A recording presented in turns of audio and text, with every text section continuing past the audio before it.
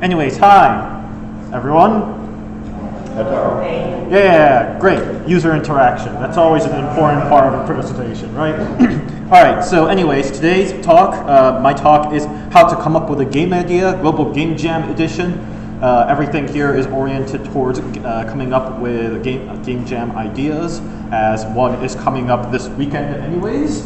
Yeah, so figured now would be a good time to get started on this. Seeing that this is usually the first step to making a game, making sure that you have a game idea at all. Be aware that all the slides are pretty much oriented towards the game jam ideas, as it's going to be clearly obvious when it comes to talking about a couple of things. First off, yeah, Global Game Jam. There's a link. Go there. You can make a game in 48 hours. This slide is actually meant to contextualize what I mean when I'm talking about these couple of game jam ideas, because context is always important. So first off, identifying a good game jam idea. So what kind of game jam ideas work well, what kind of game ideas work well in you have to make it in a 48-hour kind of context? The best ones are usually ones that, at least in my opinion, remains super focused on creating one specific experience. So the goal of that game should be exactly one thing. If you wanted to do multiple other things, that's great, but it should execute on that one specific thing mostly well. With that, I would also argue that generally speaking, a good way of conveying this is making a core gameplay description of that game to be exactly one sentence long. So for example, you have a Mario description here. It says, you jump to get to the next platform. You know, that pretty much explains Super Mario Brothers and the series as a whole. There's a lot more you can do in that game, of course, using a jump action, but this is the primary action you're going to do. This is the primary thing that game series does really super well, and why everyone loves those game series. So keeping that in mind, I would also argue that you should consult your team to see what kind of skill sets they have and scope that said game within that skill set. So let's say you have an artist, then that means that you can make great art. So graphics is probably going to be a highlight for that game. If you do not have an artist, which is what always happens when I'm going solo, I'm not an artist at all, then I'm like, all right, screw the graphics. We're going to have to come up with something that can be represented with, abstract shapes. So make sure that whatever game idea you have takes into account what your team skill set is, takes into account that you only have 48 hours, and takes into account that it is something that you guys know your team knows they can do. If it's something that the team knows the team doesn't know they can do, then that is a good reason to reject a game idea, because that leaves a lot of questions. And the last thing is you want to make sure that you can create a demo version of your game idea within a few hours. Yes, despite the fact that I said you have 48 hours to make a game, most games that I make, and most of the games that I highly recommend everyone else make, should be something that can be demonstrated within the first, at most, 5 hours of development. If you do not have such an idea, you're in a very dangerous position. Especially since a lot of times when I make my games, I often change my mind entirely because the game idea itself was really terrible, and I never realized it until I made it now, and stuff like that. So as much as, I have this wonderful list of these are ideas that are really good, these are just an overly broad guideline, and in reality, until you actually make the game, you're really not going to know. So with that taken into account, make sure that it's something that is simple enough and easy enough to make within a few hours. Oh, right and left suddenly does something different now. Great, thank you. So here are the couple of methods that I use to come up with my game ideas, to kind of describe what kind of games I make. For the people in Twitch, I make games such as the Recursive Dollhouse, which took #1 in the latest Ludum Dare competition. So yay. Other games includes Through Oneself, which I think took 18th place. Can I Has Monsters, which is 16th place, both in innovation for Ludum Dare, by the way. A couple of other stuff includes Ichabod's Crane, which was in the Global Game Jam and has no ranking whatsoever, but that still keeps propping up on YouTube. I don't know how that happens. Not a Clone was made in one game a month, and that's definitely a game that was featured on Game Jolt at one point, and so forth. These were all ideas that I used at least one of these methods listed to come up with them. And as you can see, like, I tend to focus mostly on innovation, so keeping that in mind, let's move on. The primary method I use for game jams is actually called the brain dump method. This is something that also Jamie, when talking about it, said that he also uses as well, which is the brain dump method goes as follows. Pull up a timer for 1 hour. Since most of you have a mobile phone, you can probably do that very easily. Think about anything tangentially related to the theme. Oh, I should have mentioned. So most game jams start off with, your game starts off with a theme. And the theme, mind you, is supposed to inspire you to come up with game ideas. I want to be clear that most game jams, Ludum Dare included, despite having a rating portion that's called theme, most game jams do not strictly rank you on themes. It's fairly obvious when they do. For example, if the game jam is, let's say, public domain game jam, obviously the rule says you must use public domain assets instead of original stuff. So that's one obvious place where theme is, you have to strictly stick with the theme. Another one could be something like local history game jam, where, your own local history is supposed to be the game itself. Most of the time though, most of the game jams, at least I have attended in, themes is entirely optional. It's just there to inspire you, and that's it. So keep keeping that in mind. This is why I think the brain dump method works really well. So like I said, think about anything that's tangentially related to the theme. So I'll come up with an example after going through these steps. Write out a single sentence game description, no matter how bad it is, on a piece of paper. Repeat step 2 and 3 until time is up. And you're going to want to do this as rapidly as possible until, like, usually when I do these sort of exercises, I can easily get about 40, 50 ideas right off the bat. Within 30 minutes, in fact, but that's because I practiced this a lot. Don't feel shame if that's not the number of ideas you can get. If within an hour you can get up to 10 ideas, I'd say that the method works just as well. And obviously, once you have that list of ideas, you go through the list and you choose whichever one is your favorite one. Or, if you're working with a team, whichever one your team happens to like the most. So, why does this work? What is an example of this working? So in the brain dump method, let's say the theme was, darn it, I had one in mind earlier. Oh yes, mixing. So let's say the theme was mixing, right? If you've heard of the word mixing, some people might think of, oh, maybe it's a game where, maybe we should come up with a game where, you throw a bunch of ingredients in the pot and see what kind of stew you brew, or stuff like that.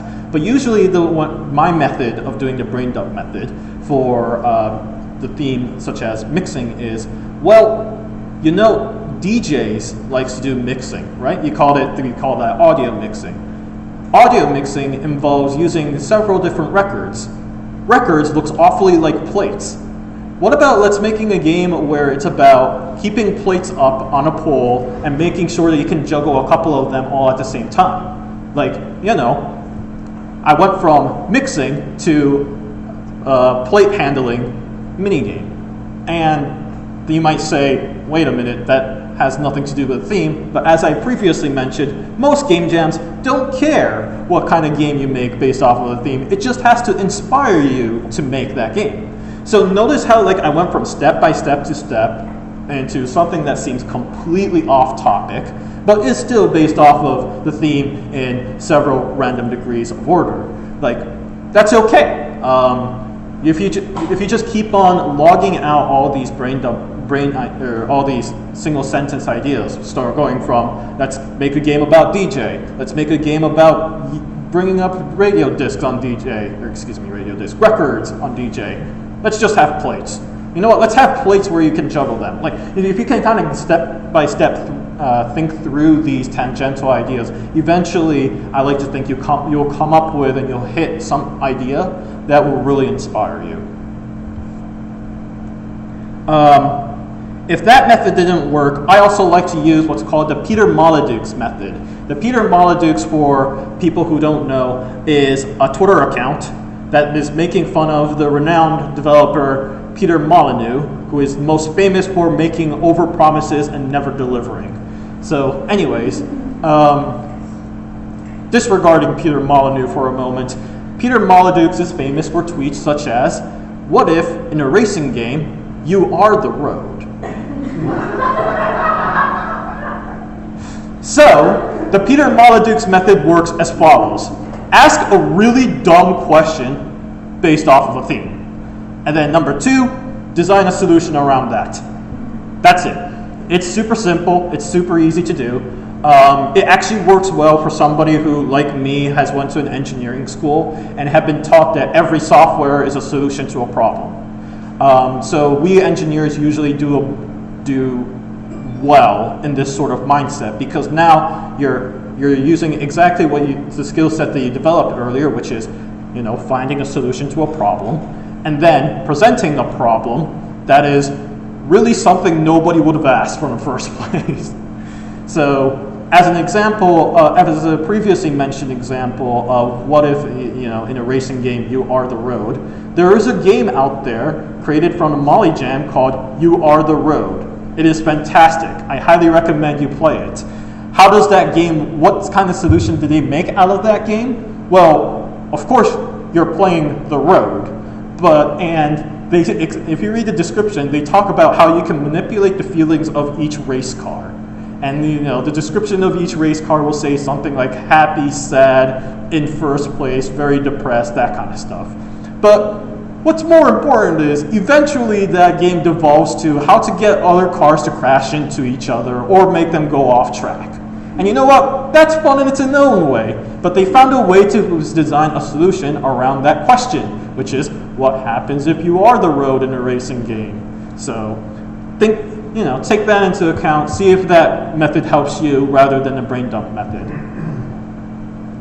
Last method, which is slightly, in my opinion, more advanced, is the creating feels method, which is me taking lots of internet memes in one day. But anyways, so I said earlier that this is a fairly advanced method. It does require you to be a little knowledgeable about a couple of different games a wide range of different video games, and to kind of understand how game mechanics works on each one of them.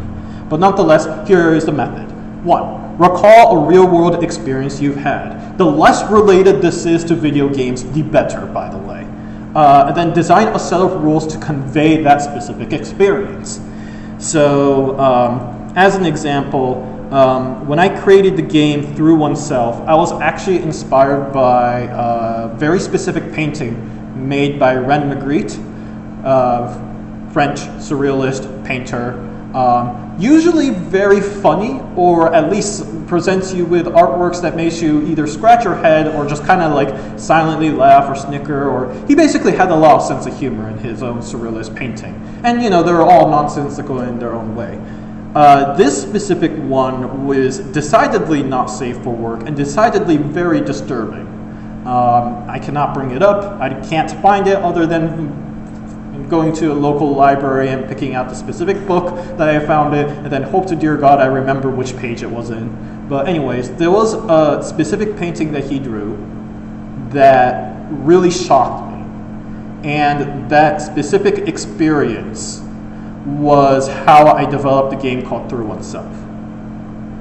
Now, Through Oneself itself doesn't really feel like it conveys that same shock. I'm sure if anyone who's played it will be like, that was not a very shocking game. But yeah, there was a very deliberate attempt during that game jam time frame for me to create what I thought was a game about the lack of connection that you have with the people in that universe. The inability to be able to connect to them, and the troubles that you have, like the inability to communicate the experience that you're having to them. So that was actually a very intentional experience I was trying to create. I'm not going to pretend that I did well on that, but nonetheless, it's an example of me trying to take the specific experience I've had in a real world scenario and try to recreate it based off of the rules that I've created for this game. There are plenty of other methods of doing this. I highly recommend checking out how Journey was made by the developers of that game company, who basically did the same thing as well. They had a very specific experience idea in mind, and everything was designed around conveying that specific experience.